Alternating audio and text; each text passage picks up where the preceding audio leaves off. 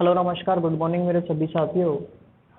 हम लगातार 10th class पढ़ रहे हैं और 10th क्लास में आपकी जो एक्सरसाइज 8.1 है ये चल रही है और ये आज ख़त्म होने वाली है। तो दोस्तों आपके जितने भी फ्रेंड सर्किल है और आपका जो भी रिलेटिव्स है और वो 10th क्लास में है, 8th क्लास में है, 12th में है या फिर कोई भी क्लास में है, उन तक ज़रूर पहुँचाइए, क्योंकि इस चैनल पर आपको डेली तो एक ट्रिक मिला करेगी और जो आपका कोर्स चल रहा है 8th का, 10th का, 12th का, ये लगातार चलता रहेगा।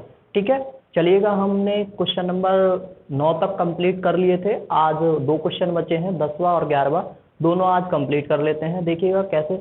स्टार्ट करने से पहले मैं आपको एक बात बता देता हूं दोस्तों, इस चैनल को शेयर ज़रूर कीजिए और सब्सक्राइब करना तो भूलो मत। सब्सक्राइब जरूर करो और शेयर करो, दबा के शेयर करो, जितना हो सके उतना शेयर करो। ठीक है, चलिएगा दोस्तों अपन अपनी क्लास पे आते हैं। आपका जो क्वेश्चन नंबर 9 है, मैंने आपका टाइम बचाने के लिए पहले ही क्वेश्चन लिख दिया था। ठीक है, चलिएगा देखते हैं क्या कह रहा है आपका। इन ट्रायंगल PQR, एक त्रिभुज है PQR है, राइट एंगल एट Q, एक त्रिभुज है PQR, उसमें क्या है जो 90 डिग्री का कोण बना है वो बना है Q पर, और जो आपका PR प्लस RQ है, ये चीजें आप कब समझेंगे जब आप डायग्राम बनाएंगे। चलिए डायग्राम बनाते हैं। मैंने आपको एक चीज बताई थी, हमेशा डायग्राम कहाँ बनता है, राइट साइड में, है ना। चलिए ये आपका क्या हो गया, Q। क्यों रखा मैंने Q वहां पे, क्योंकि उसने बोला राइट एंगल एट Q, ये राइट एंगल हो गया।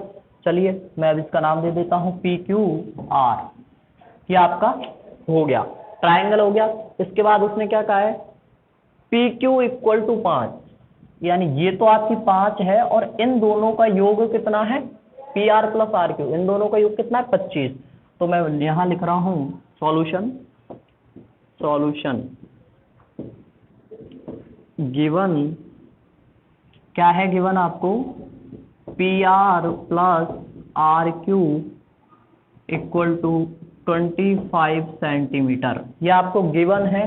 तो मैं क्या करता हूं, लेट, हिंदी में बोले तो माना, क्या मान रहे हैं हम, चल इन दोनों में से किसी एक को x मान सकते हो आप, मतलब चर, कोई भी चर मान सकते हो, इन दोनों में से किसी एक को। मान लीजिए मैं इसको x मान रहा हूं, मैं लिख रहा हूं PR plus x equal to 25।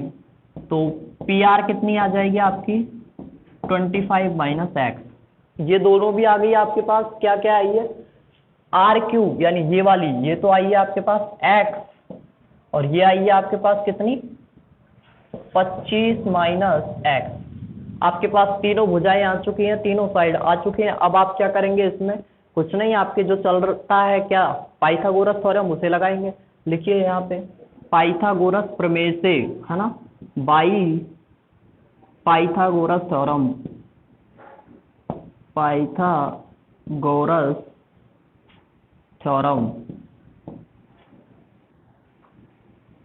ठीक है, या फिर आप हिंदी में लिख लीजिए पाइथागोरस प्रमेय से क्या होगा, यहां से ये आपका क्या है, कर्ण है, ये आपका आधार है, ये आपका लंब है, इसको ही लिख लीजिए। PR स्क्वायर इक्वल टू क्या हो जाएगा, PR square equal to PQ का स्क्वायर प्लस QR का स्क्वायर, ये हो जाएगा, ये कर्ण का स्क्वायर बराबर आधार स्क्वायर प्लस लंब स्क्वायर। चलिए रखिए PR स्क्वायर, यानी ये हो जाएगा, PR का मान कितना है, 25 माइनस x का स्क्वायर इक्वल टू PQ कितना है, 5, तो 5 का स्क्वायर प्लस QR कितना है, x, तो x का स्क्वायर आ गया। अब इसको सॉल्व कीजिए। सॉल्व कैसे करते हैं, यहाँ कौन सा फॉर्मूला लग रहा है, a माइनस बी का whole square. a minus B का होल स्क्वायर क्या होता है, a स्क्वायर, तो a स्क्वायर मतलब 25 का square 625, a square plus b square मतलब x का स्क्वायर माइनस 2ab क्या हो जाएगा, 50x इक्वल टू, ये 5 का स्क्वायर होता है 25 प्लस x स्क्वायर, ये हो गया। अब देखिए x स्क्वायर इधर है, x स्क्वायर इधर है, ठीक है, ये आपस में कट जाएंगे, या अगर आप काटो नहीं तो क्या कर सकते हो, इसको जब आप पक्षांतरण करेंगे, ट्रांसपोज करेंगे, तो वो x square minus x square रह जाएगा, वो 0 हो जाएगा, इसलिए मैं डायरेक्टली यहीं कैंसिल आउट कर रहा हूँ। और क्या कर सकते हैं, अब देखिए इसमें ये माइनस का 50x है ना, तो इसको इधर ले जाओ तो ये प्लस का हो जाएगा, और ये 25 को इधर ले आओ ये माइनस का हो जाएगा, यानी ये हो जाएगा 625 माइनस 25 इक्वल टू 50x। ये कितना बचा, 600 इक्वल टू 50x, और ये 50 में से 0, ये 0 से 0 कट गई, बचा तो x बराबर क्या आ जाएगा, x बराबर आ जाएगा 60/5 यानी ये 12। अब यहाँ से आपको x की वैल्यू पता चल गई कितनी है, 12, ये पता चल गई आपको, ये 12 है। तो यहाँ से आप चाहो तो इसको देखो, इसको दे दीजिए आप समीकरण नंबर 1, इक्वेशन नंबर 1, और यहाँ से PR निकाल दीजिए। PR कितनी रह जाएगी, x घटा दीजिए यानी 12 घटा दीजिए, 25 में से 12 गए तो कितने बचे, 13, तो यहाँ लिख दीजिए 13। ठीक है, अब आपको क्या क्या फाइंड करना है वो आप फाइंड कर दीजिए। देखो आपके पास तीनों भुजाएं हैं है, और इसने P के हिसाब से पूछा है, देखो P P P सब में P के हिसाब से पूछा है, तो P इसको मानेंगे, इसके हिसाब से ये आधार हो जाएगा, ये लंब हो जाएगा, कर्ण तो हमेशा 90 डिग्री के सामने होता है। चलिए पहला क्या पूछा है आपको, साइन P बताना है। साइन P इक्वल टू, आपको जो आपका पंडित जी है वो याद होंगे, पंडित, चलिए मैं यहाँ लिखता हूँ इसको, पंडित बद्री प्रसाद हर हर बोले, या फिर लाल बटे कक्का, है ना। साइन P, साइन क्या है, P अपॉन H, लिख दीजिए P upon H equal to L बटे K, लंब बटे कर्ण, क्या हो जाएगा, लंब कितना है 12 और कर्ण कितना है 13, ये लीजिए साइन P हो गया। अगला क्या कह रहा है आपसे, कॉस P। कॉस P क्या होता है, B अपॉन H, जो उसने दे रखा है इसमें तो कोई दिक्कत ही नहीं है, B यानी बेस आधार बटे कर्ण। आधार क्या होता है इसमें, इसमें आधार है आपका 5 और कर्ण है आपका 13। ठीक है, और क्या पूछा है उसने, tan P, तो यहाँ से tan P भी निकाल दीजिए। tan P क्या होता है, P अपॉन B यानी परपेंडिकुलर अपॉन बेस यानी लंब बटे आधार। ठीक है, लंब कितना है आपका 12, आधार कितना है 5, ये लीजिए। ये आपके जो क्वेश्चन नंबर 10 है वो कंप्लीट हो चुका है। क्या था इसमें, सिर्फ ट्रायंगल। अगर मैं आपको बोल रहा हूं, अगर आप ट्रायंगल सीख गए इसका मतलब आप आपकी ट्रिग्नोमेट्री सीख गए। बस ये ट्रायंगल को ढंग से सीख लो, क्या कह रहा है ये, अगर इसको समझ रहे हो इसका मतलब आप सब कुछ समझ रहे हो। चलिए आपका क्वेश्चन नंबर 10 कंप्लीट हो चुका है। आप चाहो तो इसका स्क्रीनशॉट ले लो या फिर इसको लिख लो, मैं थोड़ा साइड हो रहा हूँ, ये लीजिए। शायद आपने स्क्रीनशॉट ले लिया होगा। चलिए मैं अपना मिटा देता हूँ इसको और क्वेश्चन नंबर 11 कर लेते हैं। आप देखिए दोस्तों, हमको अपना जो कोर्स है वो कंप्लीट करना है, और आपके पास अभी काफी टाइम है, आप आराम से भी पढ़ेंगे। देखो मैं पर डे आपको 2 क्वेश्चन करवा रहा हूँ, आपको पढ़ने का एक ही तरीका है। आप चाहते हैं कि आपको ये क्वेश्चंस को कभी ना भूलें, तो जैसे मैं आपको ये क्वेश्चन करवा रहा हूँ वैसे इन क्वेश्चन को एक बार आप पहले देख लीजिए मैं कैसे करवा रहा हूँ, इसके बाद बिना देखे एक बार करके देखिए। अगर बिना देखे आपसे ये क्वेश्चन हो जाता है तो समझ जाइए आप ये क्वेश्चन नहीं भूलेंगे।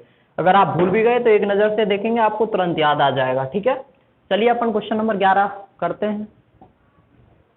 क्वेश्चन नंबर जो 11 है वो आपको ट्रू और फॉल्स ये बताना है कि सही है या गलत है, और उसका आपको साथ में रीजन देना है कि क्यों गलत है, और सही है तो क्यों सही है।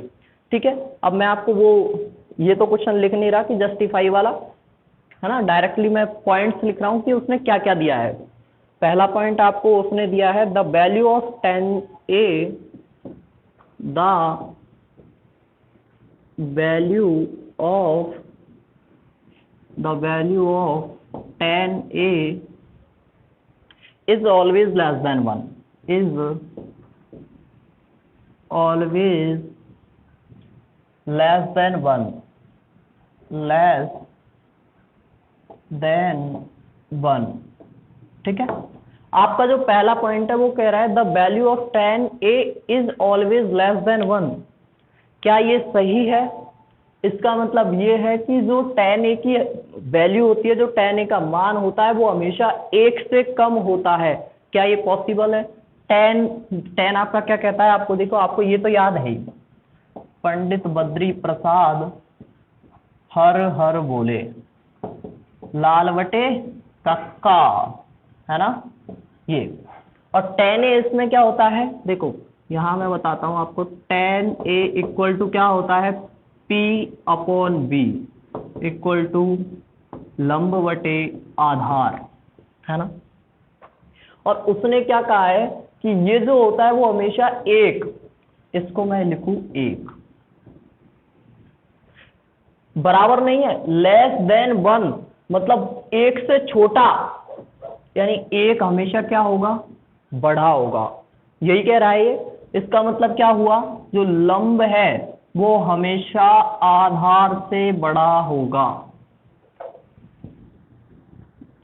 क्या ये सही है? नहीं। आपका ये ट्रायंगल है, मान लीजिए ये आपका ट्रायंगल है, इसमें ये जो आधार है ये कभी 2 हो सकता है, ये 3 हो सकता है, ये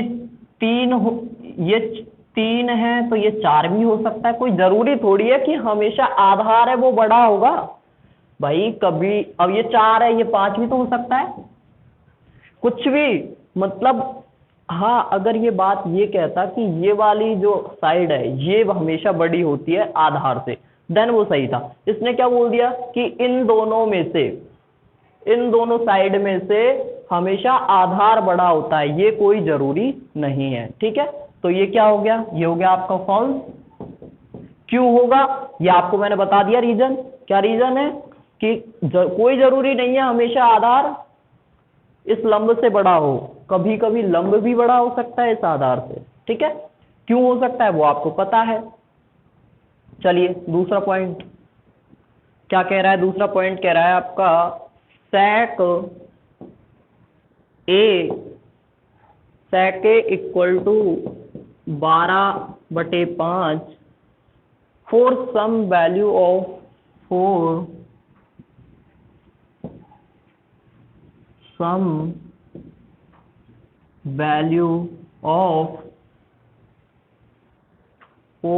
वैल्यू ऑफ एंगल ए।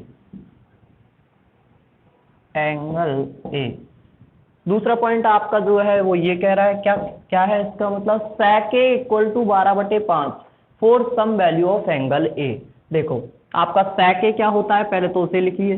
जो sec है cos का उल्टा यानी h/b, इसको लिखिए sec a equal to 12/5 equal to h/b। Hindi में बोले तो हाइपोटेनस मतलब कर्ण बटे आधार। इसने क्या कहा है? इसने कहा है sec a equal to 12/5 for some value of angle a, किसी वैल्यू के लिए ये होता है। इसका मतलब क्या है? मान लीजिए ये ट्रायंगल है, ठीक है, ये ट्रायंगल है, इसमें कर्ण उसने दिया है कितना? 12 और ये 5 दिया है। हाँ, इससे तो बड़ा है ना ये, कोई दिक्कत थोड़ी है इसमें। ये 5 है, ये कितनी, ये आप फाइंड कर सकते हो ये कितनी होगी। अगर ये 5 है तो ये कुछ होगी, कितनी होगी? ये 144, 25, कुछ ना कुछ इसमें से होगी। ठीक है, तो ये आपकी बात सही है। अगर ये चीज ये कह देता क्या कि ये जो 12 और 5 है ये 12 होगी, ये 5 होगी, देन वो गलत था। इसने बोला है कि ये है जो 12 हो सकती है, बिल्कुल आधार है, आधार से बड़ा कर्ण हमेशा हो सकता है, कोई दिक्कत नहीं है। चलो ये क्या हो गया आपका? ट्रू हो गया।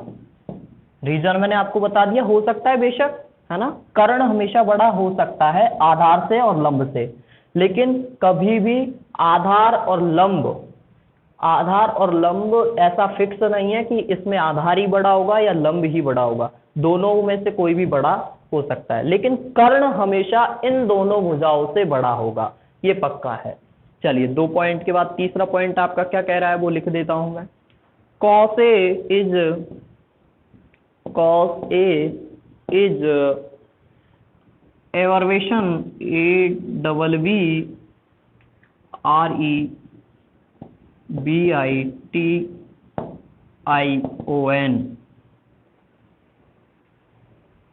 used for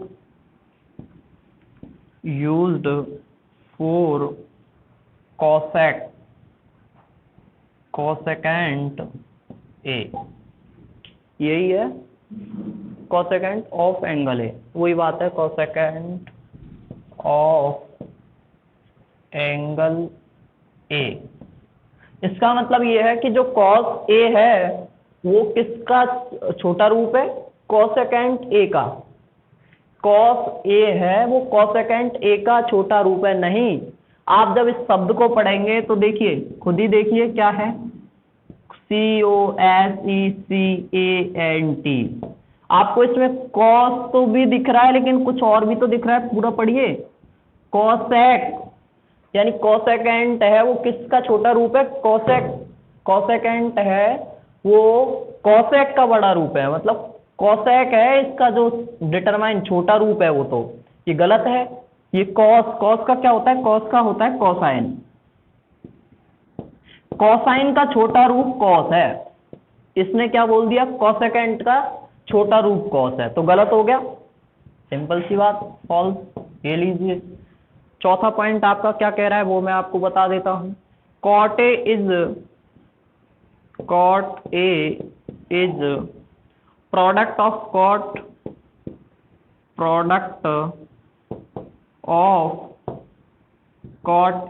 cot and A। ये कह रहा है कि cot A है, जो cot A वर्ड यानी ये cot A लिखा मैंने, इसका मतलब क्या है, cot गुणा A है। क्या ये सही है, नहीं, ये जो A है वो तो क्या है, एंगल है भाई, ये दोनों प्रोडक्ट थोड़ी है, दोनों का गुणा थोड़ी है A और cot, नहीं ना, ये cot A नहीं, ये इसको तो मैं ऐसे भी बोल सकता हूं फिर A cot, अगर इन दोनों का प्रोडक्ट है तो मैं A cot भी तो बोल सकता हूं, लेकिन कभी लिखा देखा है ऐसा, नहीं ना, तो ये प्रोडक्ट नहीं है, ये क्या है, ये इसका एंगल है, cot का एंगल है ये, ठीक है। तो ये भी आपका क्या हो गया, फॉल्स।